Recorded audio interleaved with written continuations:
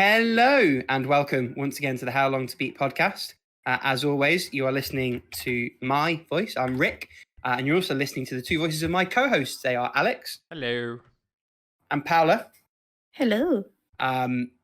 This week, as always, we're going to talk about what we've beaten. As always, it's me that's beaten games. Then we're going to talk about what we've retired, by which we mean what Alex has retired this week. And we've all been playing games. I don't think that's ever going to change. So we're going to talk about all of those. And then for once, we're actually going to be quite, well, I say for once, last week we managed to be too topical because we talked about the end of E3 and then it got cancelled literally as we pressed finish on the recording. So that was fun. But this week, I think we're at the right place in the curve. We're going to talk about microtransactions being added to games after launch. That's prompted by what's recently happened with Resident Evil 4, but we'll get there when we get there. And we've also got the nail-biting finale to this round of the latest game of the new version of whatever other qualifiers I have or haven't missed of How Long to Beat the Game. The game. How long to beat the game? All right, fuck you too. I'll start playing around. What do you want hurts. me to do? I kind of got bored after like the 7th line. Sorry, Rick. Wow. Oh, I'm just What a saying. great podcast this is going to be. Two could play at this game. Chaos. Chaos. And only two, because one of us hosts every week. That's true. So- Actually, literally only two could play this game. And indeed, at most, yes. So this week, I have completed one game, and it's a game I'd almost finished last week. And I don't have a lot to say about it because I feel like I gush about this every time I talk about it. That is Muramasa Rebirth. So specifically, I beat the Kasuke campaign. He is the male protagonist. Momohime is the female. I kind of forgot how, mild spoiler, so each character has got an ending, and then there's a true ending when you've played both characters and beaten both sets of bosses with both characters, which is absolutely worth doing because they have slightly different sort of sword progressions, and basically you kind of have to play the game 2.5 times to see the true ending. The base ending, there is a degree of satisfaction to it, but I forgot how incomplete it felt in the intervening time since I played it last. The game itself is still phenomenal. I played on a higher difficulty this time, and I feel like I appreciated even more the amount of balance that's involved in making that combat work, in making you feel powerful, but also right on the edge of just being pummeled should you make one wrong move. And the game does it to perfection. Cannot recommend this game highly enough for anyone who's listening, anyone who likes video games, anyone who likes fun, basically. You can play it on Wii. If you can get your hands on a Vita copy or emulate Vita, that is a thing that can be done now. Or, hopefully at some point after they finally localize Princess Crown, Vanillaware might give this the remake port again treatment. You have to experience this game. You have to experience the DLC as well. So I think I'm probably going to dip into some of the DLCs again over the next few weeks and months, and then come back and do Momohime's campaign and 100% it again. Truly, truly fantastic. I've loved every second of playing it. Gushing over. Alex, tell us about the games you've retired. Well, one of them's not a surprise. And yes, Tiamat, this will be the last time you have to hear about Emblem Engage. But yeah. Hold on. What? Grab my bag. Someone grab my bag because I'm going to fight for this. Fight for this? Yeah. No. Hold my rings. Yeah, I know what you're saying. Yeah, I don't have much Hold my more bag. to That say. was the one. Sorry. I retired it. This is the worst tactics game that's come out in the Fire Emblem series in a long time, and I didn't like it. It's got a boring story. The combat's fun. That's that. We've talked about this a lot. If you are someone who only cares about combat and you can have like a weak story without much like interesting things happening or kind of like drive to it, you'll be fine. You'll have a good time with it. If you give a modicum of like care for some kind of like interesting narrative with kind of stakes to it, you're gonna check out pretty quickly from this one, I think. And that's that. I'm done it. I've found some much more fun things, and actually something that we'll talk about later that is actually everything that I've been looking for, um, and literally fixes all the points that I had complaints with for Fire Emblem. So we'll talk about that though when we get to my playing. As for the other one that I retired, I immediately retired Gotham Knights so fast. I was playing it and it's like, have you ever played a game that just feels so corporate to its soul, you know? Like it's hard to explain. Like it is such a constructed game, and not in like the good ways, you know? Like you know how like some games feel like when you start them that you're like, "Oh, this is doing all the things that a video game has to do to be called a video game." Like it has all of the steps to it. It's like you know, you press your buttons, you hit here, but there feels like there's just no soul or drive behind it at all, right? Like it just feels generic. Like it's like Gotham Knights is like video game TM. Like that's what it is. It's like this is a video game. This is like I don't know. It just it doesn't feel original at all. It just feels like a copy paste of every single beat 'em up that's ever existed with a Batman skin over it. And it's like Mhm. it's such an uncanny feeling when playing it. Like I recommend anyone. Honestly, if people got in the humble thing, I recommend you try it just to see if you feel that same sort of feeling as I did with it, because I really do think there's something there. Like it's just such a strange, um, disappointing experience. But anyway, that's Gotham Knights for me. It's like designed by committee, you know, that feeling where it's Mhm. like there's no like kind of spirit or soul into it. And like, listen, teams can make really incredible things, right? Like, you know, all video games are created by teams, obviously. But then there's that concept of where it's like within those teams, there are often, you know, individuals, whether it could be literally everyone within the team who have this like drive or this interesting thing. And I don't want to say that these developers didn't have the passion for this, because I'm sure they did, right? I'm 100% certain, like not 100%, but I'm pretty damn sure that the individual people working on the game themselves probably felt a strong passion for this and are, you know, passionate game developers. But it really feels like you can feel the publisher's hand in this one really intensely, in terms of like structure of things and like, you know, the microtransactions sort of stuff, which we'll talk about later on some element. And so yeah, it's a little disappointing. Like again, it's I don't think it's bad, right? Like I think it's mediocre, which sometimes is worse when it comes to video games than being bad, you know? When it's bad, you can at least sort of make fun of it. When it's mediocre, you get into this weird zone where you're like, "Oh, it's not good, but I also can't slag it that hard cuz like it functions." So, and that Functional's the bare minimum, though, right? Like that shouldn't be mhm. a tick towards the game. Like it functions. Okay, what else does it do?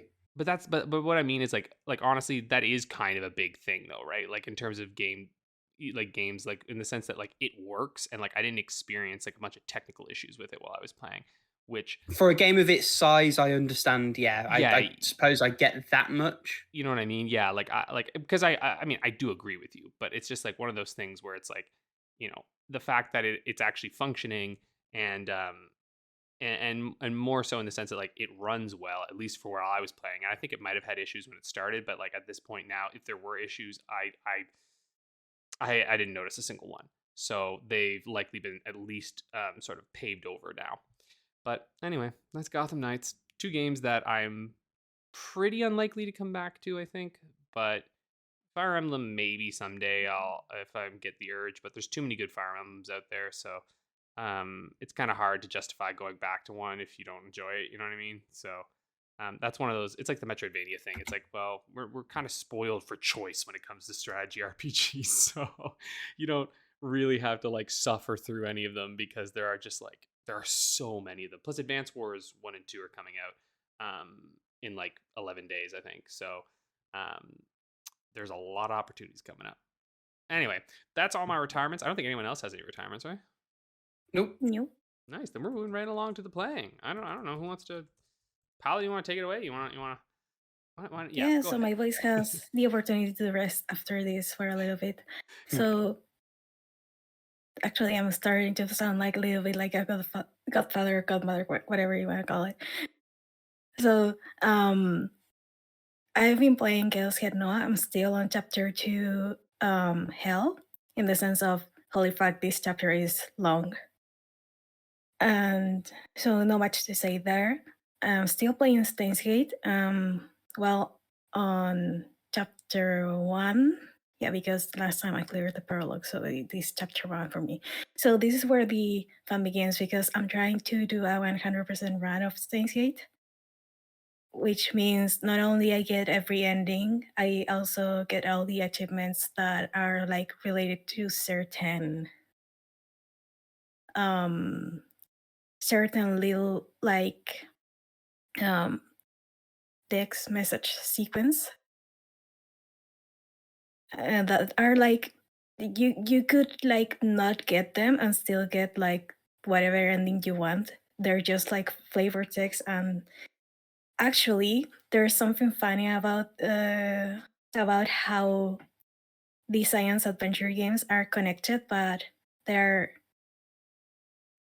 not always. They have like heavy crossover between them, but they're on the same world, because there was a comment on more of a thought that the main character in Steins Gate had, that, oh, that mascot thing looks ugly, but kind of reminds me of that frog mascot that was the rage last year. And if you go back to Chaos Hell, there's actually a very popular frog mascot that everyone loves, and every high schooler has like a keychain of. So Steins Gate is canonically 1 year after Chaos Head Noah, which no one asked for this information, but I had this information inside my brain and I wanted to share it because it's kind of cool how they don't really like intersect story-wise, but in sense of story on world building, they're pretty consistent between each other. That's about it, because I don't want to spoil Rick and the plot. And I also been playing Capcom. I haven't progressed much past, I think it was chapter 4 or 5, the Canis one. I'm slowly but surely making progress towards the route I want to replay, which is youth. And yeah, not much to say there. Besides, I fucking love the newfound family trope this game has, which is amazing. What I've been playing a lot of is Pokemon Scarlet, because, well, someone Pokemon Company kind of must have heard that I kind of went and procured myself some dubiously obtained Ditos, because then the Terra Raid thingy for last week was, well, 5 IV Ditos. So anyone and everyone who wanted to have some Ditos for Pokemon breeding and having like their perfect stats team now has the chance to, for the price of nothing, just go and catch themselves some Ditos, which is nice. Though I would have loved that happened like before I went into the black market and got mine. Still, I don't know if I've said it, but I am kind of like the leader or administrator of my Pokemon community at my university.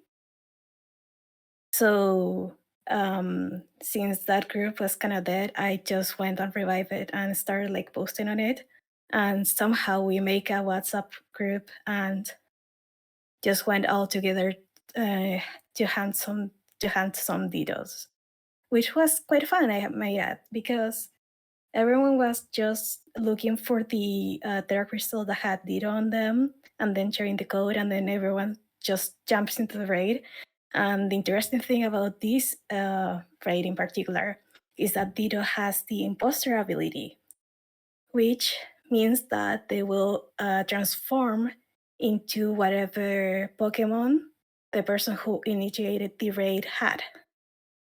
So to make the raid more easy, or to make the raid easier, sorry, they just went, whoever started the raid would go with a Magikarp, because then Ditto will turn into a level 1 Magikarp, and then anyone could just one-hit KO it. Crikey. Which, by the way, I went and hunted some more Dittos on the online, and some asshole just went and chose level 100 Lizzie to as the Pokemon that Ditto would transform into. And if you don't know about Blissey, it is a fucking wall.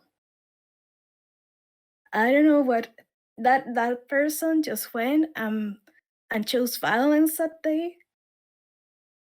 Because how do you knock out a Blissey, like a level 100 Blissey, which probably had like very good defense stats? Because usually Blissey will have high special defense and high HP, and it is mostly an HP wall. The thing about it is, its defense is usually checked, but I think that person went and trained that Blissey on the defense stat just to be an asshole and make it harder to take down. So please, if the Ditto race ever come back, dear listener, don't be an asshat. Don't go with your level 100 Blissey and make everyone just have to suffer through it. Don't be an asshole. To bring a Magikarp along, you'll make everyone happier, because that raid is gonna be like super easy. And also Magikarp flopping around with that Terra type crown that they have for terrestrialization looks woofy as hell, and I love it. You got to remember, Paula, some people just want to watch the world burn. That is true. That is very true. There was another person who put like a high attacking Pokemon. I think it was an Armoroach, and it decimated us because we were not ready for that. I kind of love the evil genius of it. Yeah, and the worst thing is you can back out from a raid unless you press like, okay, ready, and the person who selected the Blissey, please first had a Magikarp on that spot and waited for everyone to put ready, and then swapped the Magikarp for the Blissey. Bro, I love that. That is fucking hilarious. It is the best kind of awful. The best part is that it's just because it's totally like there's, you know, it's not like they're cheating or anything. It's just like a fully within the game thing, and that's it's just great. Yeah. It's fully within the game, and they're fully being an asshole within the game. And there isn't like no one signed a contract saying, hey, I'm gonna be a nice person, I put a Magikarp on that spot so people would have easier time with Magikarp. It's like a gentleman / gentlewoman unsaid rule. It's just a dick move, but it's a dick move that's okay. And you can hate it, but you also do have to respect it a little bit. They have the balls to do that. Yeah. And they didn't only have the balls to do that, they were smart enough to do it like at the last second and be an asshole about it. I love it. So yeah, I'm about it. I got a box full of Dittos, which is nice. So I have like any nature of Ditto that I could ever want to breed my Pokemon and have my perfect team there. In the other hand, before I started hunting for Dittos, I was trying to get an Eevee with a calm nature. And I didn't realize that if you use a mint on your Pokemon, a mint is an item that changes the, I'm gonna say, the bonus the Pokemon gains from an ability. Like, for example, Pokemon with the modest nature would have a 10% extra growth to their special attack and a minus 10 growth to their regular attack, their physical attack. And that is what natures do on Pokemon. But the mints allow you to change that, but they don't change the nature, they just change the bonus. So I gave a mint to a Sylveon with 5 Bs that I had and a hidden ability, and then didn't notice the nature didn't change, and I ended up with a box full of Jolly Nature EVs, which was pretty useless for the Vaporeon that I wanted to breed. Womp womp. So if anyone listeners wants an EV, either of, I think I have of like 7 different natures at this point. If you want an EV with a hidden ability, just say in the comments below. I swear I'm giving them away at this point. So yeah. So and also there was an update to Pokemon Scarlet at the beginning of the month. And the thing is that Season 2 is gone and Season 3 is here, which means the rules for the online battles are kind of changed. So now you can use the Ruinous Pokemon, which are the four legendaries of the game, whose names I will not repeat because I don't remember them, and the ones that I do, I'm gonna butcher because they are kind of like Chinese pronunciations. And the thing is that I'm torn because I kind of want to use the team that I already planned, but that team is not prepared to deal with the Ruinous Pokemon, so I have to replan my whole team for this month, which is a lot of fun. Especially because I have like half of the Pokemon already bred for last season. I just took too damn long. So yeah, I don't think I want to use one of Ravina's Pokemon, even though one of them is kind of cool because it's kind of like imagine a saber-tooth ferret. That's kind of it. Wow. Never cease Well, to that's a amaze you, description. Pokemon. That's, I mean, the body is kind of like a ferret, but it's kind of like a little more like with a little bit of a longer legs, and it has like that saber-tooth thing going on for it. It is a nice dark type, and it seems that it is pretty damn good because if you go to the statistics for the most used Pokemon for these teams, the first place it goes to Fluttermane, which is a Paradox Mr. Boss, which is very ghost, and it means that it is probably the one controlling the one keeping like all those Ruinous Pokemons like in line, because the Ruinous Pokemons are usually like dark something. So Fairy is strong against dark, so it keeps them in check. Like every team is running a Fluttermane right now. Either that or an Astromaril because it is Fairy too. Anyway, that's enough from Pokemon. That is probably more Pokemon than anyone wanted to hear right now. Still, I'll provide even if no one asks. And the other game that I'm playing, I'm still playing Fire Emblem Engage. Think I'm chapter 15 if I remember correctly. I've been doing some of the what's the name of the thing? Skirmishes. Because I want some gold to buy the staves for my healers, so I can keep going on the story and not have too much trouble with it. And the other thing that I'm playing, and this is not only because it won Game of the Month, and I'm super happy about it, but also Tears of the Kingdom. Tears of the Kingdom is coming out next month, so time to finish up that run of Breath of the Wild that I left half done like half a year ago. Is this And no one is 300 or surprised where are we about at that. right now? So yeah, that's about it.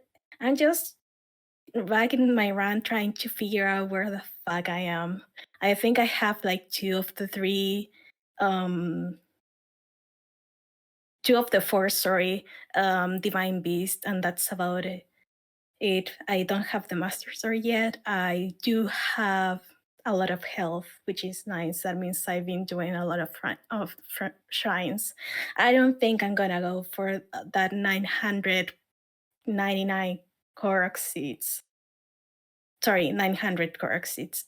I'm just probably just Yes, you gonna shouldn't, go for the. it's just a poop at the end.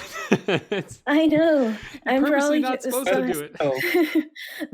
I'm just gonna stop at 441, which Oh is my god. what is useful Okay, that's fair. for yeah. inventory's sake. So that's about it for me. Anyone take it away? My voice is dying.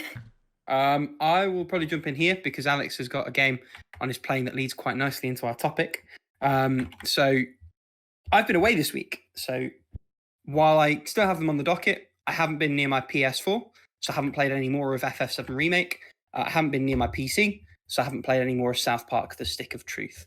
That's a lie. I played a little bit more of South Park the day before I travelled. I'm now at the point where aliens are involved. There's some probing going on. I feel like that spoiler doesn't really matter for South Park, the video game. And also, it was a point of controversy when that game came out, so people are mostly aware that it happens. The game goes hard, and I'm told it goes harder. So, no pun intended. I am looking forward to seeing this game through. It's probably a good opportunity to point out that How Long to Beat the Game presently is Moonscars. While that was my proposal, and I haven't yet started it, I expect between now and next recording to finish South Park and an as yet unannounced game that we're all going to be playing ahead of next week. A little bit of foreshadowing there. Once those two are done, Moonscars is next on the docket for me. So in terms of what I have been playing, GrimGrimoire OnceMore, I've played a bit more of that. I'm up through to the end bit of the tutorial, or the demo bit, I should say. My physical copy was attempted delivery while I was away. So I've rescheduled that for Wednesday. Today is the Monday as of the time of recording. So I expect to have that nice special edition and get to play a bit more of it from there. I can see why this game didn't set the world alight when it launched. It's an RTS on a controller, and that's never been ideal. It still kind of isn't ideal, but they've structured it in such a way that it works.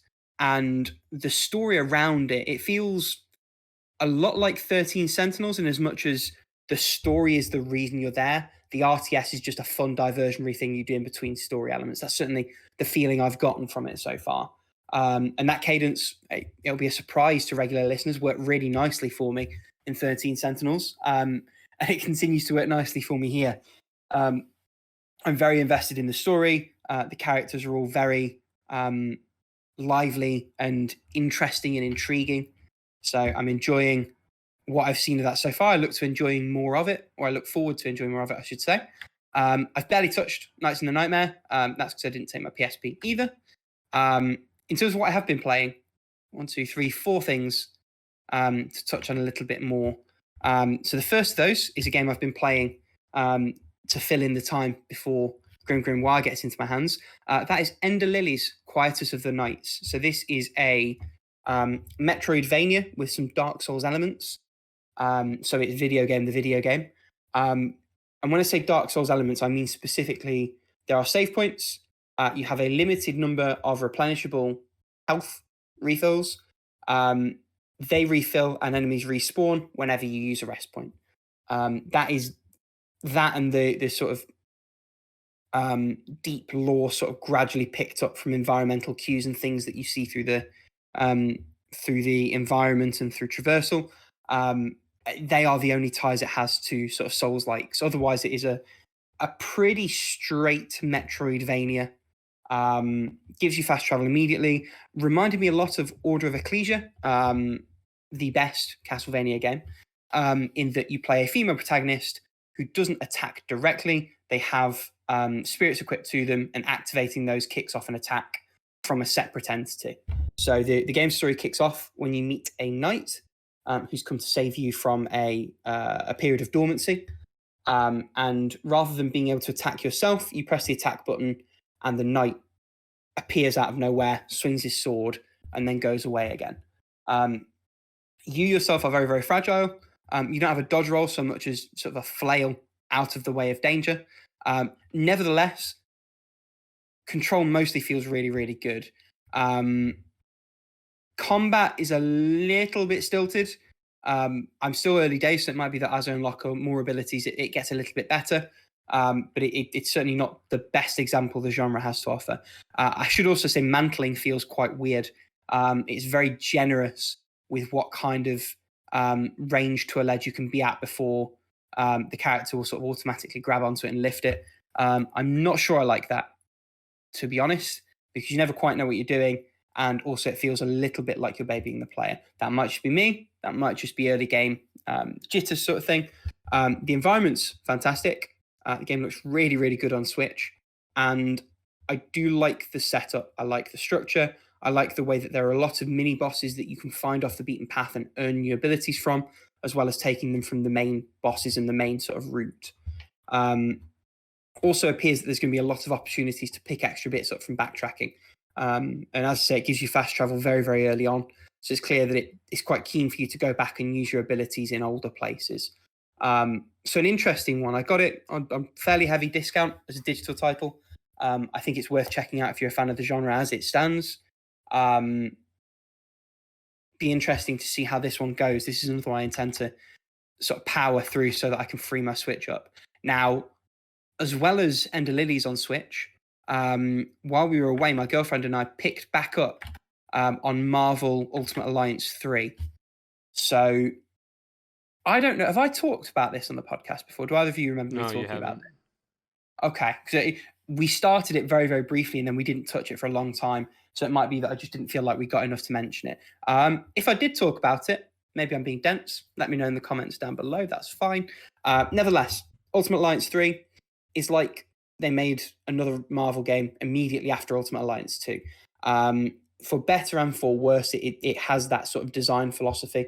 And as I say all of this, I do feel like I might have said it before and maybe it just wasn't super memorable. The game is quite clever in that you can play it with a single Joy-Con. It pairs back a couple of options that you'd ordinarily have on a full pad. But you can play with two full pads and do it that way, or you can play with two Joy-Cons. So on our trip away, we had a couple of occasions where we were going to be in transit for a couple of hours, and we played Marvel in those windows. And it's really good for that because it's not, I don't want to say mindless, but it is quite linear and straightforward. The combat feels quite good. There are opportunities for sort of synergies and strategizing a little bit within the beat 'em up sort of structure. I also like the way that they've set this one up. So it loosely follows sort of the Thanos Infinity Stone sort of story. But it takes it from a different tack to the MCU. And you start with the Guardians of the Galaxy. And then as you meet more characters along the way, you unlock more playable characters. And you're given numerous opportunities to switch them through, play around with them. I've gravitated quite heavily towards Spider-Man and Scarlet Witch because they're good ranged damage dealers with some offensive options. They both have some verticality to them to keep them out of danger. Both pack a surprising amount of punch. My girlfriend's been playing mainly with Venom and Wolverine because it means she can just sort of spam X and Y and mostly be okay. But we've had a good time. It's definitely a game built for multiplayer. I was prepared to play it single player. She wasn't into it, but she seems to be. So we've been having a pretty good time with that one. Whether that continues for the full stretch of the game, I don't know. I had a quick look at a guide online. I think we're around about the 20% mark through the game, so we'll see how that one goes. I also started 2 brand new single player games. First of those is Blaster Master Zero for the 3DS. Now, I have a lot of nostalgia for OG Blaster Master. The Game Boy Color port, Enemy Below, I played a lot of as a kid. Never got very far, but just loved driving around in a little tank and making the pew-pews with it. Zero definitely takes that same sensibility, reworks a lot of the same sound effects and setups, but gives it a modern cone to paint, expands on it a little bit. I should say the 3DS port is very, very bare bones, by which I mean it doesn't use the second screen at all. So you do have to constantly pause and check your map, because the second screen is just a splash screen with the game's logo, rather than actually utilizing that functionality, which I think is a bit piss poor. But the game itself, not super challenging, nevertheless quite a lot of fun. The controls for the tank are very, very smooth. Your driver, who I think is called Jason, a generic teenage boy protagonist. It's one of those things. But yeah, exactly. It's like he moves a little bit slow, but otherwise controls really nicely. The game has a variety of different weapons, maneuverability options. Sticks quite closely to the sort of classic 2D pixel art palette, but does do a lot with color and level design so far. Nothing earth-shattering. Nevertheless, I'm having a lot of fun with this one so far. I think I'm round about the halfway mark. One wrinkle, which I stumbled upon by accident, is that it seems you only get the good ending if you're 100% the game, which not a massive fan of. Probably going to end up YouTubing the good ending after I've beaten the game at my own pace. So that's a little bit of a mark against. Core game, still a lot of fun. And then finally, I've started East Origin on the Vita. This is a top-down action game. Seems pretty old-timey in terms of its sensibilities. Has some systems that I need to dig a little bit deeper into in terms of like chaining together enemy kills and maneuverability around the map. I'm not sure I like it yet. I haven't got very far into it, so that probably isn't something you should put too much weight upon. But initial impression, not super amazing. But we'll see how it goes. It's early days for a lot of these games that I've started, so lots to pick back up on next week, I think, is where I'm going to settle on with that. And that does bring me to the conclusion of the games I've been playing. I will throw out that I've continued to play a lot of Marvel Snap. It's low-key an obsession at this point, but it's an online TCG. There's not really much to be discussed there, I don't think. Alex, why don't you tell us what you're playing this week? Yeah, so I'm playing some larger games. Going to take a while to get through. What should I start with? Well, why don't I start with? Still playing Spyro. Not playing as much of Spyro right now because I moved on to another game. But I was still playing through Spyro 3. It's just really fun. It's such an easy pick up and put down game. Like it really just is like, you know, like when you're playing it, you definitely get the like, oh yeah, this is a game for babies. You know what I mean? Like it's like this was designed. Like obviously they do make some of the challenges are very difficult and require you to like get quite good at the platforming. But let's be honest here, Spyro's not like, it's not supposed to fucking break your brain. It's fucking fun, little dragon collecting gems. That's all you need. Yeah. And this one actually, to me, feels a lot more like the first game than it does the second. And I didn't really enjoy the second's departure quite as much. And so personally, I find this one really, really, really fun. And because again, like in the first game, you're sort of going to find all these dragons. This time you're going to find dragon eggs. So you're going to find the babies basically, and they hatch every time you find them. And they've got very adorable animations. They're very goofy and silly. And it's just like, it's pretty cute. And it's a nice little tangible thing that you're trying to find, right? You're like, right, I gotta get the dragon eggs back. Think of the children. So it's a little bit of that. I will also say I am constantly kind of blown away. Like it looks so nice. It's just stylized very well, and it's like it's very simple, right? Like it is a stylistic animation choice that they've done. Feels very toyetic in a lot of ways, but it just looks so satisfying in a sense. Like the colors are very vibrant. Everybody's design feels very cartoonish. It's like you're watching, you know, a kind of modern animated film that you occasionally get to control, and I really appreciate that. It's nice stuff. So anyway, that's Spyro. Reignited Trilogy. Now, another game that I'm playing that surprised me quite a bit, and I've had this one on my radar for a while, and it was on sale for like less than 50% on something, and I was like, you know what, I'm perfectly happy to buy it at that price. And so I got Marvel's Midnight Suns, and I thought to myself, I was like, you know what, because for a long time I was wondering about this game. I was like, when am I going to play this? Because like looking at it, I was like, I don't see myself sitting down at my couch and playing this. Like, you know, it's a card-based game. Like I was like, I just don't really see that. And I was like, also though, I don't want to play this on, like, I'm pretty sure it has a Switch port, and I have a feeling it's shite. So if it is, it's not been released yet. So it was planned for next gen, last gen PC. Okay, it is coming to Switch.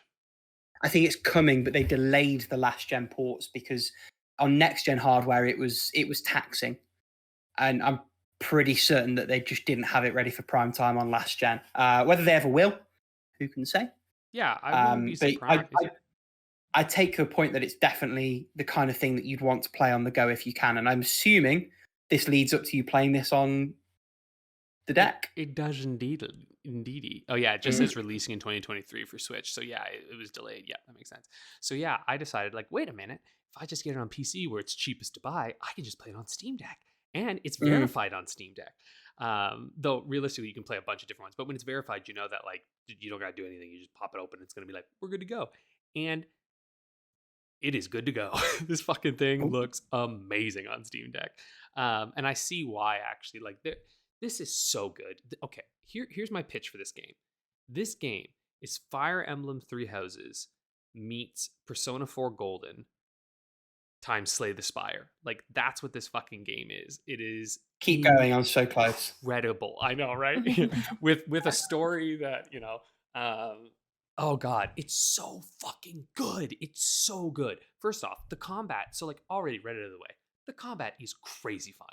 They have a really unique take on this, which I really, really like, because with all these games, like you mentioned with Marvel's Ultimate Alliance, like I love those games. I haven't bought the third one because, you know, I think the way you're playing it is the perfect way to play Ultimate Alliance, right? You mash around with a friend or, you know, partner or whatever, and you just beat up a bunch of dudes. And this is the problem though, right? Superheroes are way overpowered. They're super strong. And it's difficult to make a game that allows you to, in one part, feel powerful, but also be challenged. And I think the problem with beat 'em ups in general is that like you're just going to end up getting almost like, you know, Muso style game where you're just like plowing through shit, which is fun, but it's a very specific kind of fun, you know? And then you get maybe like a really hard boss fight or something. But in this one, what they've done is they've set up this card system. So like all your heroes have 10 cards that they can use at one time. So it'll create a deck of 30 whenever you go into a match, because there's 3 heroes total. There's one unique hero that they've created for this. Well, actually, I don't know if it's created, because I think this is actually based off of a comic series called like the Midnight Suns. So I don't know if this. But that's Hunter, right? The creator character. Hunter. Yeah. Which, listen. Also, you should probably play it as a female. The Hunter is kind of feels like it's supposed to be a lady, and there's not that many ladies in it. But like, I'll just put it this way: the voice actor is great for it. I think the other voice actor is the guy from Critical Role. I think he's probably good too. But I've heard that the lady is just a little bit better. But also, it just seems like the story was meant to be, because first off, the main baddie is a witch, and it's like the daughter of the witch. Like all of the people in it are like, it's all these witches, right? So it feels like you're supposed to be a witch as well. You know what I'm saying? Like you can be a dude because they're open and they're gonna let you do that. But like personally, I'm like, I think you're gonna find it more thematically whole if you just play as a lady in this one. But there's the character customization. There's tons of shit you can do, right? You can make your character completely however you want. And there's lots of customization in general in the game. Which I think there's probably microtransactions to this. I'm almost certain there probably is with 2K. I haven't noticed anything because there's no real think need. it's What? sorry, go on. Yeah, there's no real reason to do it because they give you a bunch of shit. So like basically there's a lot of costumes and things you can unlock, but like there you get a bunch of the currency you need to unlock those things is the currency you get from playing the game. So yeah, I'm sure there's probably microtransactions for you to buy more of that stuff. I haven't seen There them. are, yeah. Are they? Okay, yeah. They don't I'm advertise it looking at the in Steam game. page now, unfortunately. So yeah, I very nearly bought this on half price, but then I remembered I haven't played XCOM 2 yet. There is a season pass Yes, there that is. has 4 content add-ons. Yeah, I haven't bought that. 3 released so far. So the ones that have been released so far, it's Venom, Morbius, Deadpool, all with various sort of tag-ons and things like that. And then you can buy Eclipse credits as well. Yeah, that makes Eclipse credits interesting. That's actually different than what. Okay, anyway, that's not what I thought. But okay, regardless, they don't have anything to show you within. I didn't buy the season pass because I've quickly come to learn that it's like no, I need to play the game first, and then if I really want to, I'll buy that season pass. Yeah. Also, there's tons of stuff in this, so I don't think you need to. So the combat itself is really, really unique because of those cards, right? So the cards synergize. Essentially, you have 3 card plays a turn. Now, at the same time, there are things like, some cards have free on them, right? So you can play it and then it doesn't count as a card turn. You then have 2 redraws, 1 move. So you can move one of your characters. And what's the other thing after that? 1 move. That might be it. There might be something else I can't actually remember. But anyway, and then you build up what's called like a heroic meter. So like as you play certain cards that you play might have this like orange thing in the bottom that says like 2+ or 1+, and it bumps up this heroic meter that you have. And the heroic meter lets you do like kind of these heroic actions, which involves messing with the environment and also playing some of your more like really powerful attacks. And what's really cool is that you know how like okay, most card-based games, right? When you play the card, you get like a little like pacha thing that hits on the enemies. But with these ones, every single card is tied to a unique character animation that connects directly with the actual enemies. So like you play down, Iron Man's like blaster or something, and he will move into position and fucking blast the dudes, and it's awesome. And there's a ton of like a lot of how this game works is that you have different types of enemies. So you have grunts. Grunts have like no health. They can hurt you though, because they're still just like a normal unit. But if you tag them with any attack that does damage, they'll die. So a lot of the way that this game works and the management that you have within this is who's the biggest threat. I also need to reduce numbers because there's too many. So you're going through like at the end of a turn, there are always reinforcements who come in. So what's neat about this is that you get the feeling of being a powerful superhero because you are just fucking destroying people, right? Like you can, a lot of your attacks have like knockback as well. So like you can, and that's where the positioning comes in, right? You can position yourself if depending on how you're positioned, where you've started the turn, and like your attacks will move you around the map. You'll get a cone, right, to knock the enemy back. So oftentimes you'll grab these grunts and you'll knock them into somebody who has more health, right, or something along those lines, killing the grunt, hurting that guy, et cetera, et cetera. And then the environment has a bunch of things that you can engage with. So there's like, boxes you can pick up and throw at someone and it costs a hero point, right? Or you can like have your hero come in and like kick a giant crate into like 4 dudes, right? And kill a bunch of them. So there's a lot of that shit, or like, electrical things, you can explode, bombs and shit, all this sort of stuff, right? So that's kind of like the bread and butter. And then you have like bosses, and the bosses are neat because the bosses, they have like, they can be downed multiple times because again, some of them are just super strong. So like I was fighting Venom, for example, who's like the very first villain that you're sort of introduced to, and I'd have to kill him twice basically in order to actually like defeat that section. It's awesome. The combat is very, very fun. Quite tactical. Really requires you. It's nice because each of the characters will show the symbol of who they're going to attack that next turn. So you really do have to spend a lot of time thinking to yourself, like, okay, like which one of my characters can actually take a hit this turn versus who do I have to mitigate damage on? How do I spread out the damage? Who am I going to take out this turn? How do my cards synergize with each other? And the game really, really encourages you to use different heroes. And this is something that I think is actually kind of neat about this game, as compared to some of these other, like we've talked about this before with some games where it's like you find it like Pokemon, for instance, you find a team and you're like, well, that's the team I'm going to use because they're effective, and thus, why should I try to use anyone else, right? Whereas with this, what's interesting is that there's a whole social sim aspect to this, that is genuinely it literally is Persona 4, honest to God. You have like a friendship meter, and you're building up like friendship with all of the heroes and whatnot, because you're like this person that was like put to sleep in like the 1700s, and you've been awoken, and so you're meeting all these freaking heroes.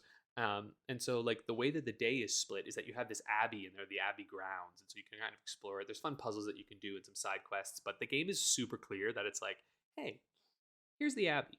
There's some cool stuff you can do in here. You don't have to do any of it. But if you want, it's fun. And I'm like, oh, I like that. Cool. I'll explore when I want to. You know what I mean? Like, it's very like, they're like, and they actually do a really, really good job onboarding you to all of the systems. There's like a very extended tutorial that lets you get into the action right away, but keeps slowly introducing stuff. And now I'm at the point where I feel like I've basically got all of like the really sort of intense sort of tutorial stuff out of the way. And I'm kind of like into the heart of the game at this point. So the way that the kind of friendship stuff works is like the basic sort of like loop of the gameplay here is you go out on a mission, you do your mission, you select two heroes to go with the hunter. So for all the story missions, obviously the hunter always goes. You do level up. There's no like giving skills or anything in particular to people, because obviously the skills are the cards themselves. So the other heroes will level up with you. So they're always at least close to your level. You can get pretty high above them at times, but there are ways to get around this, and there's ways to like bump them up. So you do a mission. But before you do a mission, actually, so you wake up in the morning, right? Because you've got your little thing. You wake up, you have a lot of different things you can do. You can go do this like training and sparring stuff to increase your characters, different like things. You can, you know, increase their skill cards or whatever, because every hero you take on a mission, you get the opportunity to like unlock this like coil thing that gives you 4 abilities. Sometimes you can get more because you can get upgrades and whatnot. And then you get to pick a couple of the cards to keep, and then you can upgrade those cards, et cetera, right? If you have doubles and things like that. So like there's lots of this like small customization choice that they give you, that I personally don't find overwhelming. And they're always like, they're not penalizing you for choosing different people. It's like, go have fun with this. And then there's like missions that you can send your other heroes on. So it's like, oh, send this one on there while you're all waiting. And then if you don't want to play a story mission, there are like, just missions that you can do that net you different resources that are important for your upgrading and whatnot. But what's fun about those missions is they do not require the hunter. So those missions are all led by different heroes. So it forces you and really incentivizes you, try the other heroes out and try the other heroes without your hero. And so you have to start thinking like, what do these individual heroes actually bring to the table? Because I really fucked myself on one of them. I didn't realize I picked a hard, and I picked heroes that did not have any healing ability. And one of the heroes, his big thing was killing himself. His Ghost Rider, right? He damages himself. I pulled through and I won. But it really challenged me to think about the characters and like what they actually bring to the table. And I was like, okay, so he can clearly never, ever, ever be in that grouping. He needs to have somebody who's buffing him and healing him. And so it's like, I think it's a fun way of like getting you to figure out like what does each person actually bring to it. And there's tons of customization that you can do with all the characters. I also really like the characterization that they brought. I gotta say, their Captain Marvel is really awesome. She's like one of my favorite characters in it so far, which is something because like I sort of felt bad. I was always like, why don't I like the Captain Marvel, like the film and whatnot? And I was like, oh, they just kind of they forced her to be so wooden in that movie. But like which also is annoying. Anyway, this is a whole other thing. But I watched Scott Pilgrim again recently because my film class wants to study it, and Brie Larson's in that, and she's so fucking funny in that film. And I feel like in Captain Marvel, she plays she plays Scott's ex, who's like the rock and roll chick. Yeah. Okay. I was racking my brain. I was like, was she? Yeah, she's so good in that movie.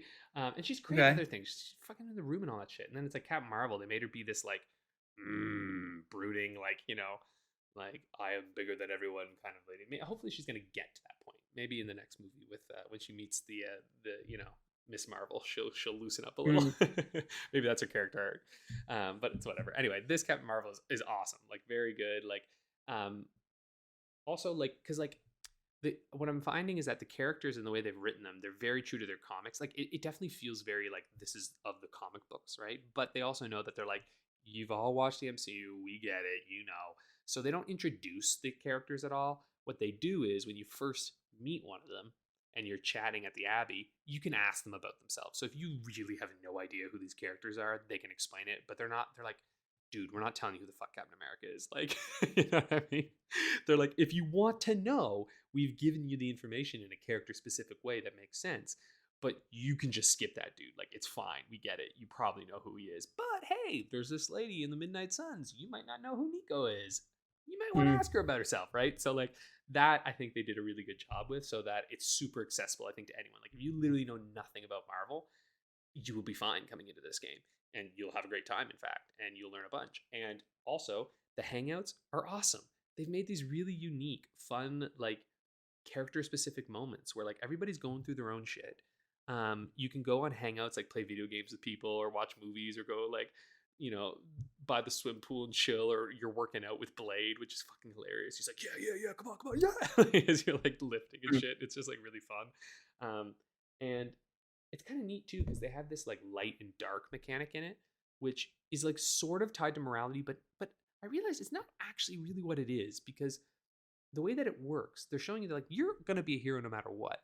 But the question is with your hero, how close to the light is this hero versus the dark? And what's interesting is that instead of making darkness as like you're bad, right? There's actually different characters who react better to darkness than others. Because there's like one in particular who's like the granddaughter of Rasputin. And she's awesome. Ilyana, whatever. And she's kind of like, you know, they have a shared sort of past of like, we'll just say a rough childhood. And like she responds a bit more to like the hunter's dark side. So if you want to actually be friends with her, you kind of have to like lean into it a little bit. And it's kind of neat. Like at first I thought like, oh, it's just gonna be one of these stupid mechanics. Like it's just kind of the Mass Effect where you click the one that you think good because it colored this way. But I've actually been kind of poking different ones. It does give you benefits in combat as well, because you'll get certain like the more you skew towards one end, you get different sort of benefits, and kind of like Knights of the Old Republic in that way. Yeah, it's and like to put it this way, I would say that the more you skew to the light, the more kind of healing type cards you get. The more you skew to the dark, the more like buffs but hurt yourself cards I've been getting. So it sort of depends how you want to play it. Like you can basically be more Ghost Rider or more like the Nico character. And I found as the hunter personally, the character that always has to be there, probably good if she can heal your heroes a little bit. So anyway, the social sim stuff I think is handled extremely well. They don't overload you with it. It's not like you have to do like tons of shit. But it's really fun to talk to the heroes. They're actually very funny. And not in like a you know how sometimes Marvel can be like a little too much, right? Where it's just like, oh, we're playing laughs just for cheap jokes. Quippy, yeah. Yeah, in this one, the humor comes from their interactions and the natural way that this would play out. And the fact that all of these heroes are in this place together for like random reasons, and the clashing that happens because of that. It's also, they have this super link thing, which is basically like, you know, a social media thing for the heroes. And it's the way that you receive requests, right? Like, you know, I like Persona 4, you get like texts and shit, right? It's like that kind of thing. It's like, hey, you get a message like, hey, do you want to come hang out? And it's also when you're going to increase the friendship level. When you've increased it enough, they'll give you a thing. So with every hero, there's like, I think 5 unique scenes that will happen, but there's way more. Like the amount of unique dialogue for each of the heroes with it's wild. There's so much of it. And that super link, I think the writers had a fucking blast with, because they do all of these posts, and it's just like I straight up laughed at one, because one of them, like they literally did the like Spider-Man and Ghost Rider or whatever are playing an online game together, and they're asking for help from 2 of them, and like one of them, they literally did the get good joke, and honestly, it was pretty great. Like I had a moment where I was like, holy shit, that is actually pretty funny, and they set that up pretty damn well, and it makes sense that these 4 like young people in the house are the ones who are like playing together and stuff. And so it's doing really well. The characterization is on point, and the best part is if you don't like it, then you don't have to do any of it. Like, they really don't force you to do it. It's very much like, hey, here it is. And the reason that I've been doing it is because it's fun, because it's interesting. And so it's literally everything I think I've been looking for in terms of these things, where it combines this, because it's a really nice, like, because there are meaningful conversations you can have with your units and with your pals there. It makes the sort of like customization-y stuff where, like, you're getting new cards and all that. I find it actually makes that feel less like a chore, because you're like, oh, okay, I'm going to do that stuff, but then I'm going to talk to Spider-Man. I'm going to go chill out over here, and then I'm going to do that, et cetera, right? And there's all these clubs that you do, which are basically side quests. You can decide when to do them and all that. And yeah, it's super fun. It's like a day sleep cycle, battle, take care of your stuff, hang out with your superheroes, and have a good fucking time. And the story is cool so far. Story missions are unique. Each mission is pretty unique as well. Like, it's not always just kill everybody. There's like often different sort of requirements that are needed in scenarios. And I highly recommend it. At the moment, it's sitting pretty damn high on my enjoyable list, at least. And if you have a Steam Deck, fucking hell, man, this is so fucking perfect. Like, play it on there. I'm sure this would also be fun on PC. I'm a little unsure that you would get as much out of this if you play it on console. Like, I'm not saying you wouldn't. It's just that it is a card-based game, and I don't know what it is about those, but they feel to me like PC and handheld games. You know what I'm saying? Like, there's just something about them, because they're a little more slow. Like, I shouldn't say it's super slow. The battles happen pretty quick, but you know what I mean? Like, it's just not quite like the game I picture myself sitting on the couch to play. I think it's almost the other way with card-based stuff. It feels a bit quicker. It feels a little bit more sort of in out. Yeah, maybe that's the vibe that I'm thinking. Like, it's more about like play a match, shut off, right? Because that's basically what happens for me. Is that like on my usually on my way to work on my like transit route, I have enough time to do like a full day cycle basically, right? Which is kind of perfect. And that's also why it reminds me so much of Persona 4 Golden, because it reminds me of playing that game on Vita. Like, that feeling of like play a couple rounds, watch some TV while doing it, get through a few more days. Like, that is the vibe of this game. It's fucking perfect for this. So yeah, I would say this to me is like such a happy surprise. Like, I am it's my favorite Marvel game so far. Also, they got the voice of Spider-Man from the fucking games to voice Spider-Man in it. I was like, wait a minute, this guy sounds familiar. And I was like, oh shit, you're Spider-Man now, Yuri Lowenthal. Like, he's just video game Spider-Man at this point.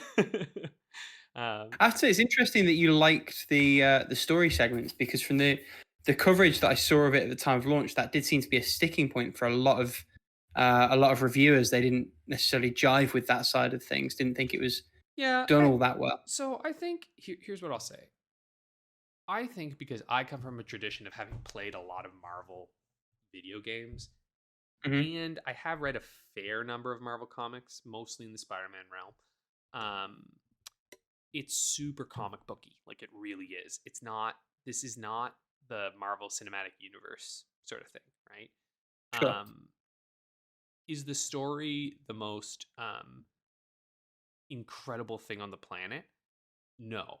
I would probably put, so far, the story missions comparable to Fire Emblem Engage, I think. Like, I would say actually they're probably on the same sort of level in terms of like interestness and like, a big baddie that you're going against. Okay. I think the difference is that this game is bolstered by all of its other systems. Everything is working extremely well together, so that one thing doesn't feel as bad.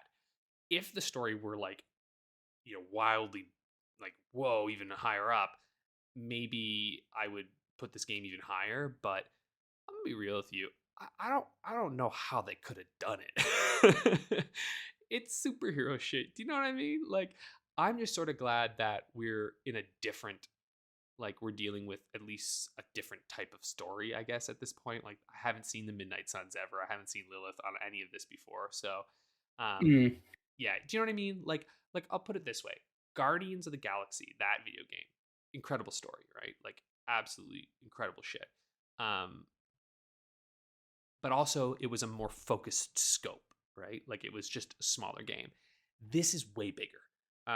And I think a few sacrifices had to be made in order to have that. And so far, I am perfectly content with the sacrifices that have been made, because to me, the story is not like, I don't know, it doesn't feel egregious. You know what I'm saying? Like, and like, in fact, when each of the story missions happen, the characters like have genuine reactions to it, and like you have to like you're checking in with them and like helping them out, and like everybody is like feels very human, Mhm. which I think is something different from some games. Like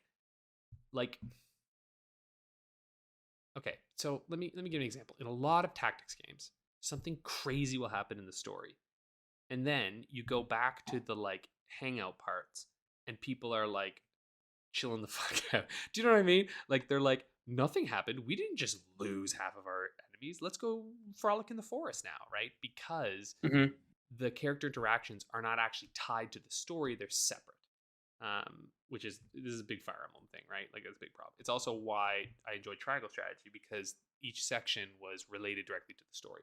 Now in this one, it takes more of that realm of where it's like, no, when you talk to people, they're going to react to what has just happened, right? Like everybody is on the same page. There is a sense of a shared world in a shared story. Um, yeah.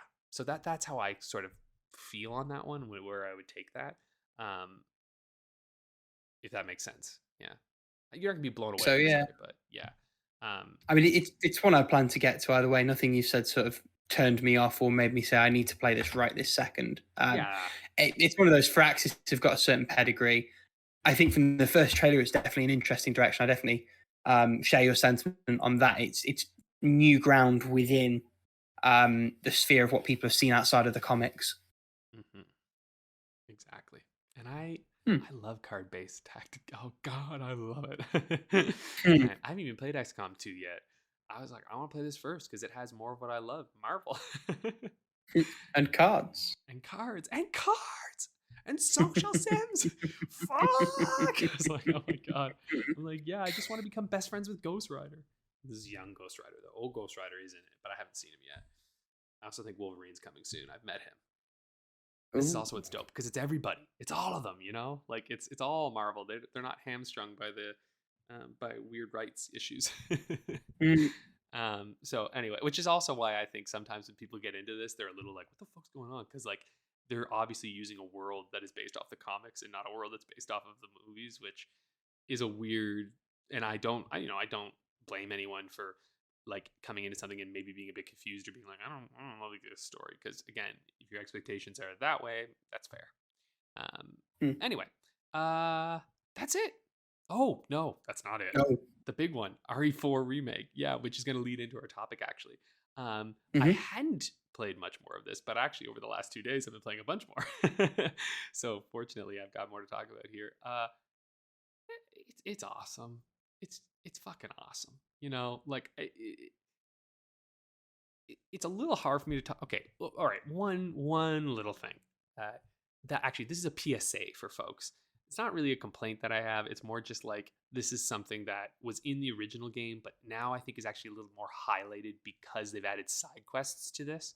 So, you know, like in the Mhm. first game, you just had to go find things, right? Like there were no like, here's the request that you have to do, whatever. You would just, there would be stuff in the environment, and if you miss it, you miss it. Resident Evil 4, because it's built on the bones and architecture of a much older game, right, in terms of its structure, there are points of no return that are not clear in this game. So when a chapter ends and you enter into a new chapter, you're going to be locked off from shit. Now, you look, you might be able to come back later. I don't actually know. For some of the areas, you do get to go back later, but it's not always clear that you will ever be able to return. And one of them is that they've introduced now with the lake segment in chapter 4. They've done something really cool. You can drive this boat all around the lake after you finish the big boss fight, which was not a thing you could do. And they have a bunch of areas they can go to that have like treasure and stuff. They've introduced a new quest in that area, which is actually super fun. And it was really cool to like go all around and like have this experience that I was like, this is legitimately brand new to Resident Evil 4. I've never done this before. Cool. But didn't feel like it was out of place. though I forgot to do 2 of the little quests that were in there because I just hadn't even checked them. It had been a while. And then I forgot that in chapter 5 they just break a bridge so you can't go back, and I was like, fuck. Didn't really matter in the end because they give you so many of them that like it's not the end of the world, but it does feel a bit annoying, right? Where you're like, oh great, I have those 2 requests that are uncompleted and I know how to complete them, but I just didn't do it, and you're like, oh well, too late now, I guess. So Guess you have to play it again. Oh no. and I certainly will. But yeah, combat wise incredible. The new bolt thrower that they put in, fucking sick. It's this gun that like, yeah, it throws bolts, but the thing is you can pick the bolts back up. It's awesome. It's like, it's fucking incredible. And in fact, in a survival horror game, I'm pretty sure if you play on hard code, that fucking gun is probably like the most important gun you could get, because again, forget about resource management, boom boom boom, shoot those things.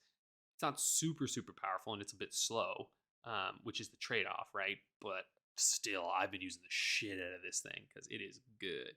Ashley's less annoying now. More kind of like, there's also more you can do with Ashley. Like there's a sort of like right stick press, which you can kind of hang looser back or follow you closely. She doesn't go Leon every second she gets grabbed. She will say Leon, but yeah, you haven't played, I know. It's more the Discord equalization is like blanking out your screams. So oh well, I purposely blanked it out. fair enough. I did it quietly, so it's okay. I won't actually scream at it for all y'all listeners. But one thing that is sort of like, I guess what I appreciate about this remake, and that for better and for worse, which we'll talk about in a bit, it is very much like a 2023 game.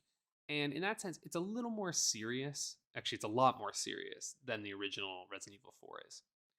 Which honestly, I'm fine with that because, again, this is a remake, right? So, like, I do feel like it requires a bit of change just to make it, just to even just justify its existence, honestly.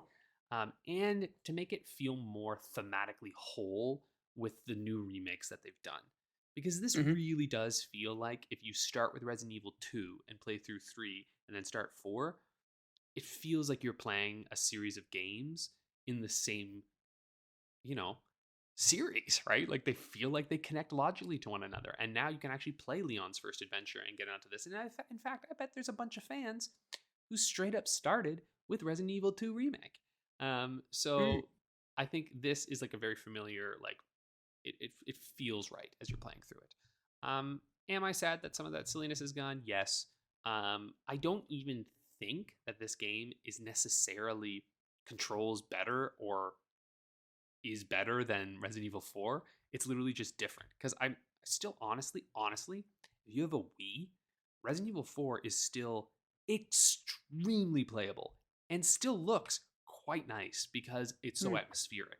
So this is one of those things where I'm like, you can still go play Resident Evil 4. Like, in fact, I see no reason why you can't play the remake and then go play the original.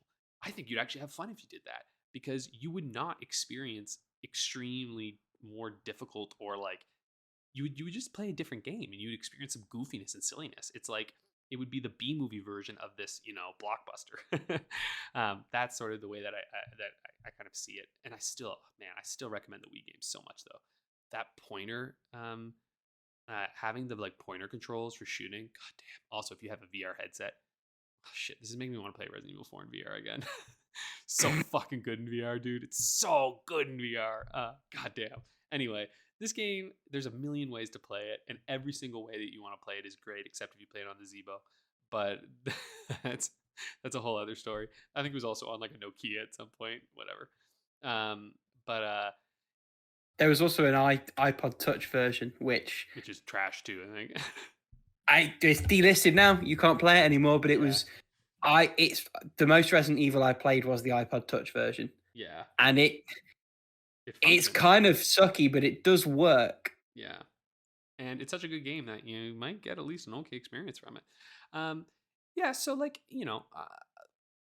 visually it looks great. They're adding more story stuff into it, and actually they're adding more like contextual environmental story stuff that I really appreciate. And I have to say, this one, so Resident Evil 2 and 3 felt like remakes in like the true sense of the word, right? In the sense that they're just you're remaking and re-envisioning those two games. Whereas this one, because 2 and 3 are, I truly believe, unplayable now for a modern generation. If you grew up with those games, super fun. I really think that most people, if you were to sit them down with that game, would nope out really fucking fast. Whereas I think a lot of people, if you sat them down with Resident Evil 4, would actually find the experience enjoyable, and like the graphics look representational enough that you wouldn't be like a little like about it, you know? You gotta keep in mind 2 and 3 PS1 games. Those don't hold up so great. I love them. I'm sure we all love them here. But let's be real, a lot of PS1 games, not easy to go back to. It's like N64 games, right? Everybody talks about how great they are, but you sit a fucking kid down with one of those games today, not often gonna have a good time. It's just how it is, you know? As much as I wish that I could like say that Resident Evil 2 holds up, sadly it doesn't. But Resident Evil 4, in terms of its remake inspiration, actually feels a little more like when they remade Resident Evil itself. Because that first one, when they remade it, they changed systems and remixed engagements that you do. And that's what Resident Evil 4 Remake has done. You're doing all the same stuff, but they remix the way that it happens. Like maybe you enter into a room in a different way, or, oh, this part's different. Oh, there are still a lot of items where you expected them, but hey, there are some new ones here. We've gotten rid of some of the sillier shit, but look, we've added in something that's similar to what that experience was. So that, to me, is kind of the like overall experience with the game. So yeah, I love it. But turns out they've done something that I didn't expect, and which could lead us into our topic. So Rick, why don't you introduce us the topic for this week?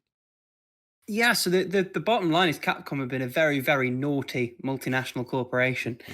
What they've done is they have added microtransactions in after the review cycle was over.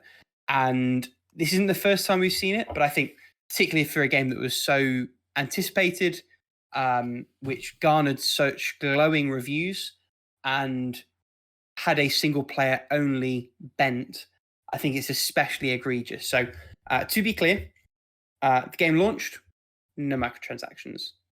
Mm-hmm. The game has been out for a few weeks, no microtransactions. You can play the game start to finish, no microtransactions. What they've done in the most recent update is they've added microtransactions, and specifically what they've added, and this might make more sense to you, Alex, having played the game, when you upgrade a weapon in game, you can buy various sort of boosts, and once you've completely unlocked all of them, there's like a final upgrade for each weapon. Mm-hmm. And you can do that with money, or you can do that with a special weapon upgrade ticket. Now, they are obtainable in-game if you're willing to jump through enough hoops and do some grinding stuff, as I understand it. Or you can now, for a few dollars or pounds or whatever your regional equivalent is, buy one. Just straight up. Now, go ahead, sorry. I will say, I've not seen any of this in the game at all. It's very recent. Yeah. No. I was playing it today. I've got the update. It's not in the game. I think you have to look for it yourself. Okay. Yeah. So just as an FYI, like it's one of those things that it's like with the Midnight Suns, right? Like it's there, but I don't know if you see it. Like I think you kind of have to seek it out. But it does exist, which might be another part of the discussion. Even in just existing, that causes a problem, right? Because either it's pointless, doesn't need to be there, and you're essentially putting up a jar of air for someone to buy. It's like a scam purchase, or it matters and you skewed your game design to make it so. Because if your game's designed well and you don't need it, you don't need it, or it's there because you need it, and that means that you've had a negative effect on the way that you built that game to make that happen. You've almost created a problem so that you could sell the solution. That's all log ground. I think everyone accepts and recognizes that is no bueno, particularly in a single player game that you've paid money for. Uh-huh. The naughty part, and I think the part that warrants more discussion, is the waiting. The pitching this game as you buy it once, you get the whole damn thing, and then, oops, I guess we accidentally put microtransactions on the store. Ooh. Yeah. So we've definitely seen it before. The two examples that spring to mind are Crash Nitro Racing, the remake for that on PS4 and that generation of platforms. They did the same. They waited a couple months, then they tagged the microtransactions back in. And Chocobo GP, I believe, originally launched without, and then very soon after tagged them on. Obviously, Chocobo GP, they didn't do very well, and that game's been shuttered. But I think that's sort of besides the point. It kind of takes advantage of the way current reviews work, which is for a lot of platforms, the review comes out and then that's it. And even beyond those platforms themselves, if you look at something like Metacritic, they take your score. That's the score for the website. If you revise it later, if you release, an amended review, it doesn't matter. Metacritic takes the first score. That's the score that goes on the aggregator. And so we're looking at companies essentially taking advantage of that system to have their cake and to eat it too. And also, some people have pointed out, most notably on the latest Gymquisition, which was, to be frank, the highlighting for me and the progenitor of the idea for this topic for ourselves. If you've got someone who knows that they are more susceptible to being taken in by these practices, someone who has an addictive personality or for whatever reason is more tempted by these things, you might be inclined to make a point of not buying those purchases. You might specifically seek out single player only games. You might specifically seek out games that won't have microtransactions in them at all. And if you're one of those people, this is especially nasty because you've let someone buy the game, get excited about the game, get invested in the game, and then that's when you're throwing that stuff in behind. So I definitely want to know what you guys think about this generally, but I also want to throw a specific sort of question out there. Is this maybe a justification within the ESRB and whatever other ratings board you have for us to start requiring on the box that you state whether or not there are microtransactions in the title? Or, on the digital storefront, you have to state that. And if you stated not that, there has to be a requirement that there can't be for X amount of time. Who wants to jump in here? I feel like I've taken enough with my own soapbox. I've got plenty to say, but I'm going to let Paula go first. Okay, so sorry. So I was thinking the other example of microtransactions being added after the release of the game and after the reviews drop is Gran Turismo 7.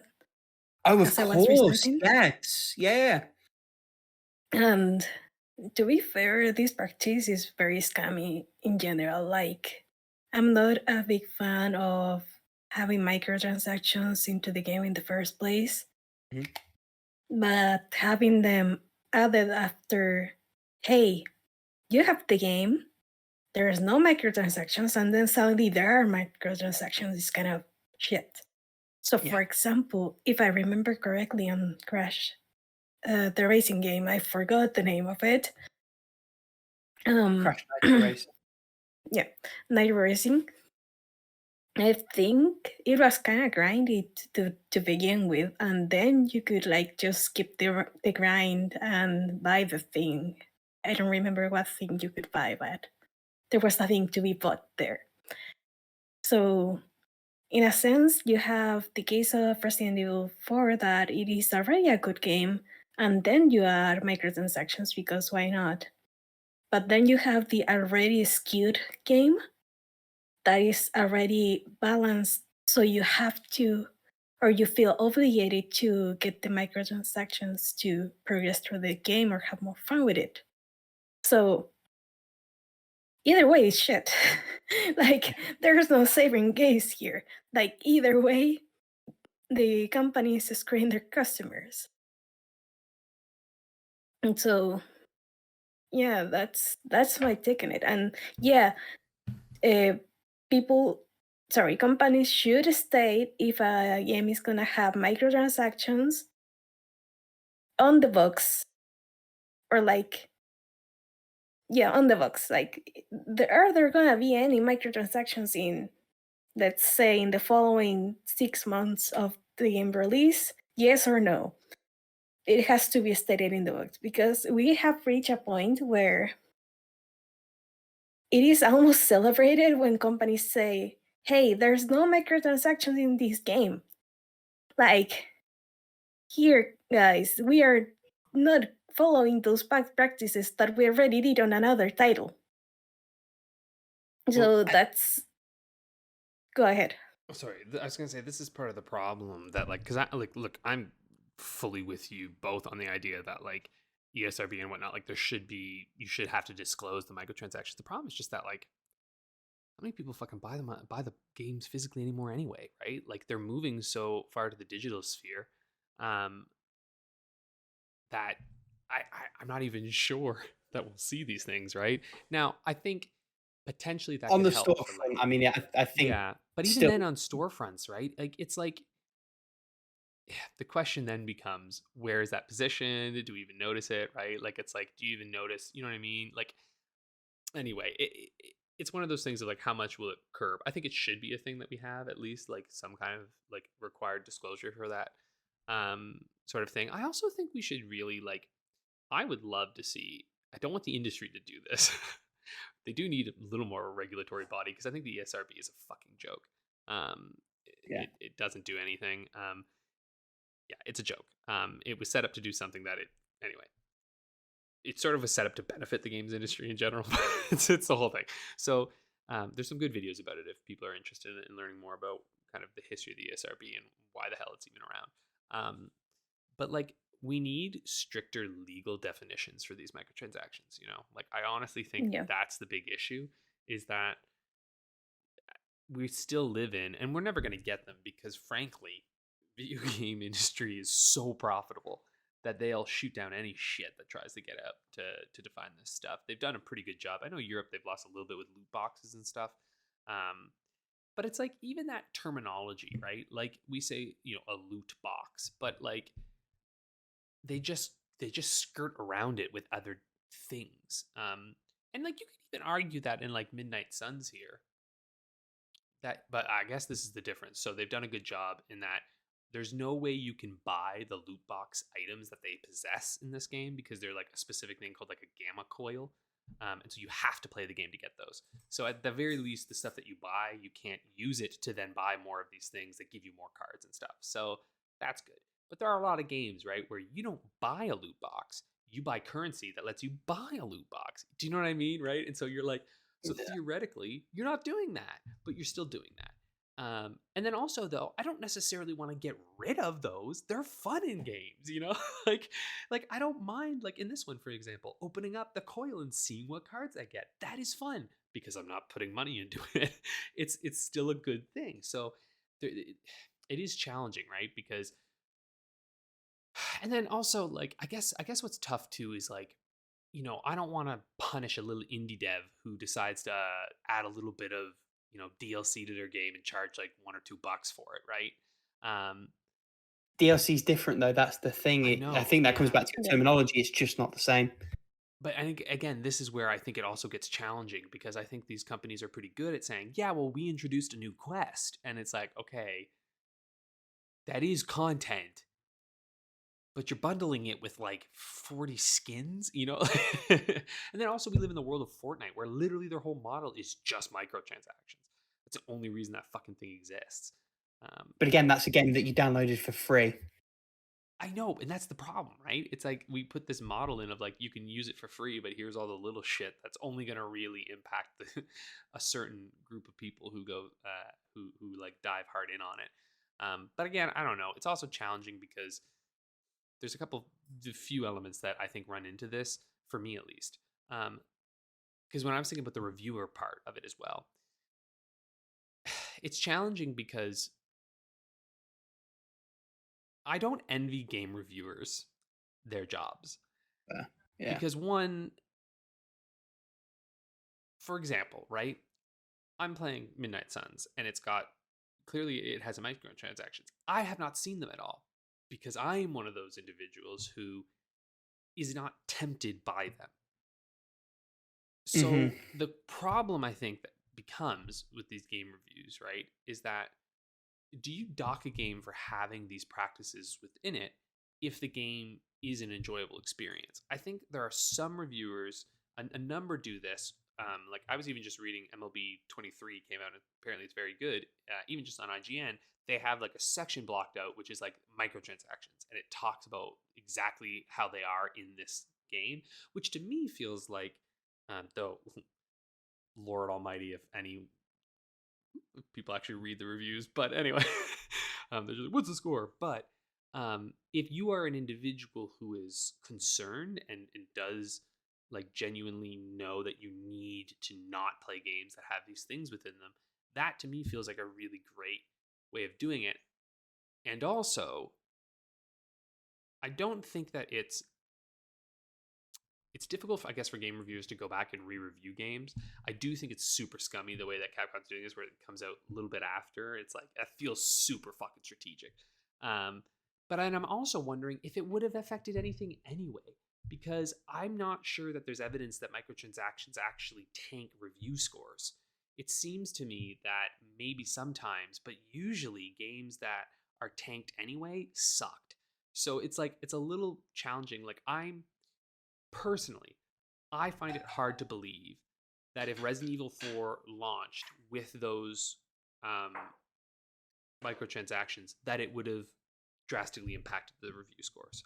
I just don't see that happening, especially whereas I've been playing it and I haven't seen them. I don't see that being a factor. They clearly thought it would be though, right? Because otherwise they'd just have the microtransactions launch day and date. But I do think I don't know. that Like, this is the question where it's like, is that the reason why? So this is where it's a little challenging for me, because partly I go, What other reason could that be? well, just needing more time on Mercenaries. That's the thing that I was wondering, because it was bundled in together. So again, maybe it is. I don't know how the development works. I'm going to just be a little cautious on saying that like that is the exact reason why they did it. Possibly. And like, look, I wouldn't put it past them, but I'm just not sure. Like, I do feel like there are other possibilities on this. I still think microtransactions fucking suck, and I don't want them in any games. But I'm just like, it almost seems more likely to me that they have Mercenaries coming out, and they're like, hey, we can sneak this in with Mercenaries. Do you know what I mean? Like, it's because a lot of the Resident Evil games, the Mercenary editions, have just been taking longer, and they've been working on a multiplayer thing that's just been taking a long time. Like, I also just don't want to discount the complexity of releasing the online modes. I accept all of that. I don't necessarily agree that it should have any bearing on microtransactions coming out at the same time, because Mercenary is its own separate thing. The microtransactions don't tie into Mercenaries in any way, as I understand it. I don't know. Yeah, it's combat. Like, besides the it's point, anyway. It's just we have a content push. That's all. Yeah. Either way, I have to say, having any kind of DLC or content being locked behind a paywall, or like being made more convenient by paying on day one, it's usually a bad look for the company. For example, Atlus, when they released Persona 5 Royal and Persona 5 2, they just pushed the day one DLC.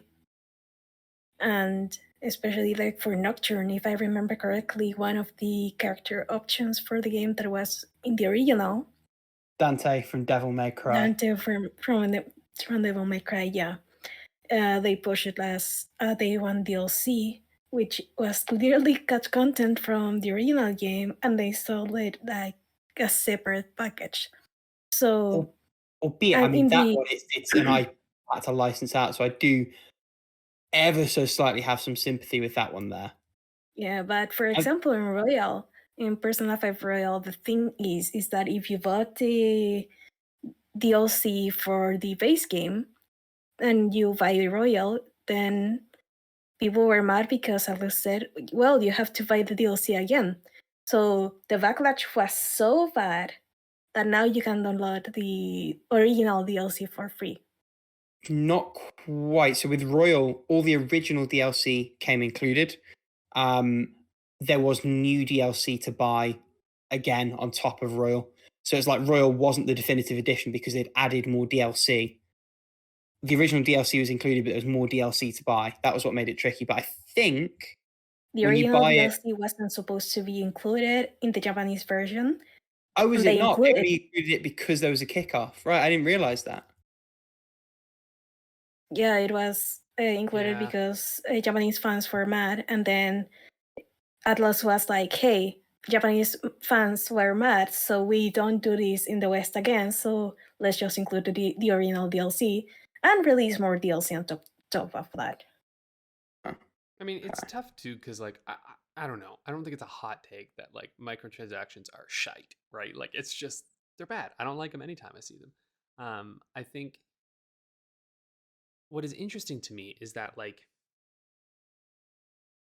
so I guess I don't. Okay, this is the question, right? Do they release it to avoid it being mentioned in reviews? Maybe. But then they release it with a batch of new content so that all people are talking about are the microtransactions. So it's like ultimately, like, I don't know, does it even matter to them? Because I think this is what I think drives me even more nuts is that they're not going away, right? Like people are buying this shit in droves enough that a little bit of bad PR doesn't fucking matter, right? Like and this game was gonna sell gangbusters no matter what, right? Wow. Like, you kidding me? Resident Evil 4 remake, like as if. And the fact that the microtransactions, like again, hate them, but they're like some of the like less like not as offensive ones as in some games, right? Um, Mhm. does that mean they're okay? No, fuck them. But to me, it's like thinking of this, it's like I don't know how we get away from these because again, unless some kind of like literal like guidelines are created. It's just like this is the way game companies nickel and dime us, right? Like they just and not even all of us, right? Just some of us. But the some of us who do it buy so much shit. And like I wouldn't be surprised if this is something that not even the developers put in, that this is some shit that they have an extra team working on, right? Like their monetization team or some shit, right? Like or they told the developers because this is okay, also this is why I'm like it's possible that this was not put in um, like planned from the very get-go. It's possible, and I don't think this is entirely unbelievable, that Capcom sees how fucking well the game sells and goes, hey you guys, can you also just pop this little thing in here? Thanks. Now that you've got time. You know what I mean? Like it's like because again, because of how inoffensive it is and how clearly unnecessary they are, doesn't seem like it'd be that hard to of a thing to just program in. Doesn't seem like it'd be that challenging. It feels like they're a thing that already exists in the game. So here we just pay some access to it. Do you know what I mean? That's why I'm like, again, I know what you're saying with stuff, but I'm just like, I think the industry just accepts this shit now.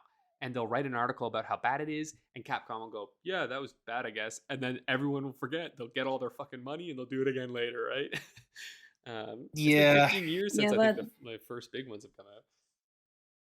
But the other thing is that you're forgetting that not only you have to program the the microtransactions in, you have to pass it through the storefront you're trying to publish it on, and that takes time. So I don't buy it that they didn't plan to have the microtransactions like if not from the get go, like from at the very least the final stages of development. Yeah, I'm gonna say this though. I have a strong feeling Capcom can get through the storefronts a bit faster than some of the other fucking I'm just saying, like, I have a pretty strong feeling that they've got a bit of a fast track with a few of these storefronts than It's a likely. smaller company. Do you know what I'm saying? I'm pretty fucking It's sure likely. Capcom could be like, hey, we're gonna release this tomorrow, and they will go, yes, sir, whatever you would like, sir. Like I just kind of doubt Xbox and Sony are fucking gatekeeping Capcom. You know what I'm saying? Like, especially not Resident Evil 4. Like, they're like, oh, what do you want to put in? Because listen, every fucking transaction that Microsoft or Sony gets on the fucking their storefront, they're getting a cut of that They shit. got You think cut. they're gonna Yeah. block Resident Evil 4 from adding fucking microtransactions? They're probably asking them to add microtransactions. Like, I don't know. I'm just like, I get what you're saying, but I fucking doubt it. I don't know. It's just like wherever the money is, right? Like money talks, especially within the video game industry. So yeah, I don't know. I just this conversation is always sad to me because it feels like it's just we have it so often because they haven't changed. They've just gotten slimier and just like Mm. and smarter about it, and also just they don't give a shit as much, right? Like only we seem to talk about this. I don't even think like anyone in the mainstream. They don't probably if I tell them what a microtransaction, they'll be like, "What is that?" Which is too bad. But anyway, I don't know. That's my thoughts. Any other ideas? I think I've said everything I had to say on it, to be fair. Yeah. Same here. I think we can all agree. Fuck microtransactions. Mm-hmm. Persona 5. Yeah, I forgot about the stupid shit in that one too. I love that game, but why did they have to do that? All right, well, why don't we move on to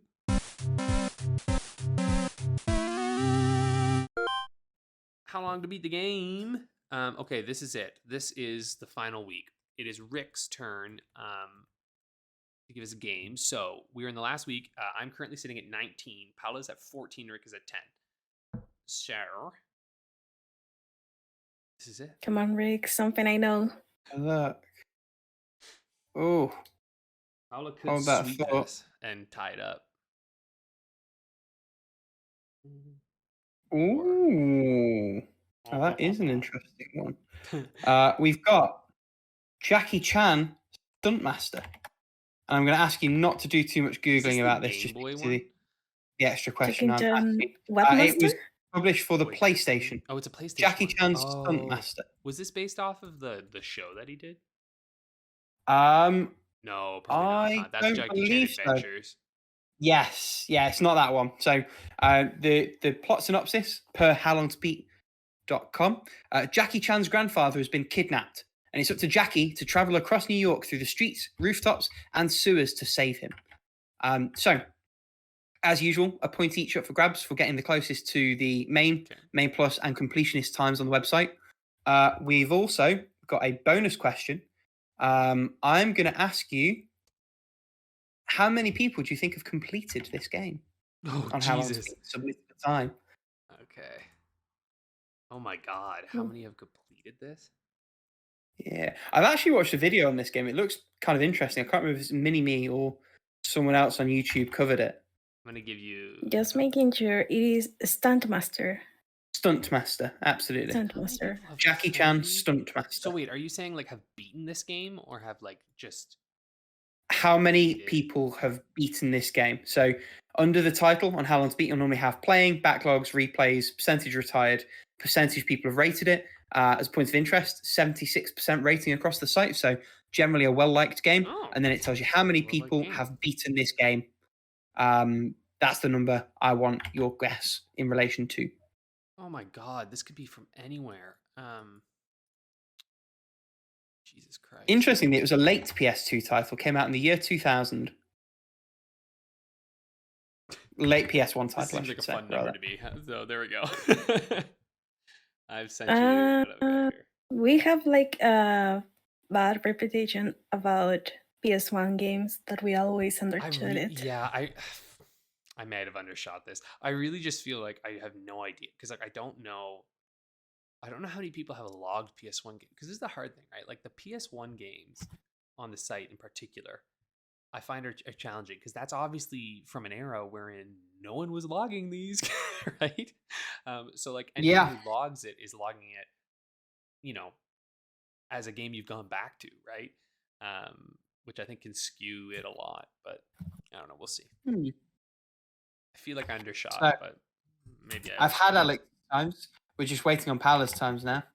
Hold on. I'm just putting some good half hours for good measure. Paula, I've got a PSA.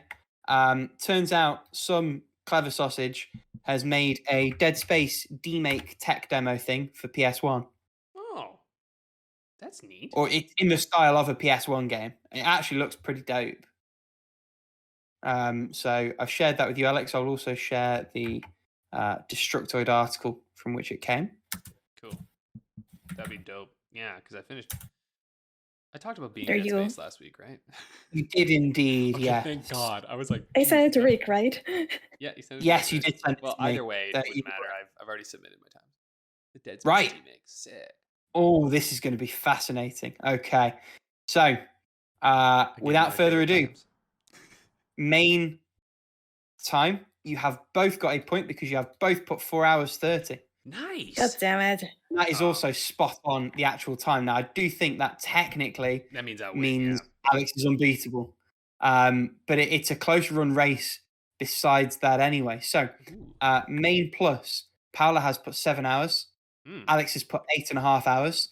Paula got that point. It's 7.5 hours for main plus. Wrong half hour. Yes. Damn it. And then completionist, you've both put 10.5 hours, so you both get another point. Oh, shit. God damn it. 10 hours is the completionist time. Now, Okay. I thought this was a short one. in terms of the number of people that have beaten this game on the website, Paula says 100. Alex says 232. The actual number of completions is 12. And another 100. 112 is the total number. It's like 12. Holy crap. 112. Shoot. Okay, yeah. Paula gets those 2 points. So it was actually quite close. I mean, Paula, other than the shared times, it was technically a clean sweep. It's 5 points earned for Paula. Yeah. But unfortunately, Alex earned an additional 2 points, which means the final standings, I had an abysmal 10 total points this time.